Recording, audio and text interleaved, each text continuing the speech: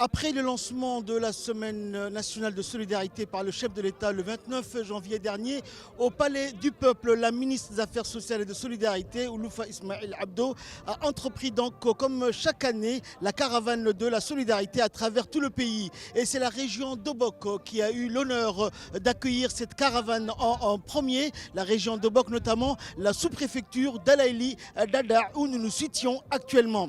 La ministre et sa délégation sont rendus donc ce matin à Alaïli Dada pour entamer donc cette caravane de la solidarité 2026. Un accueil des plus chaleureux a été donc réservé à la ministre et à sa délégation ici à Alaïli Dada.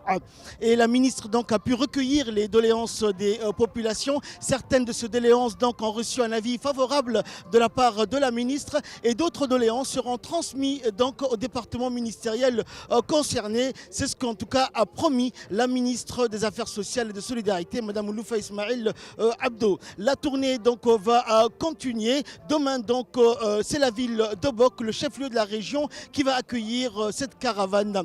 Et donc nous allons vous faire vivre bien sûr cet événement durant toute cette semaine jusqu'au mois béni du Ramadan.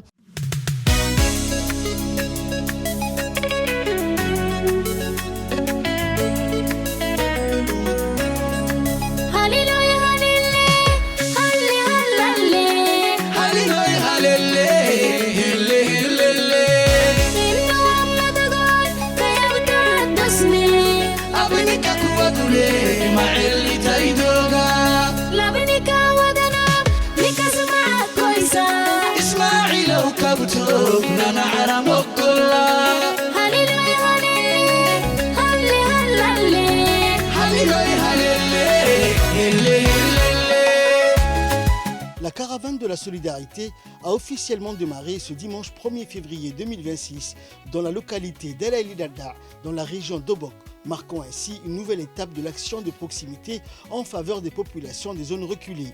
Cette caravane de solidarité organisée chaque année par le ministère des Affaires sociales et de solidarité a été officiellement lancée par le président de la République le 29 janvier 2026.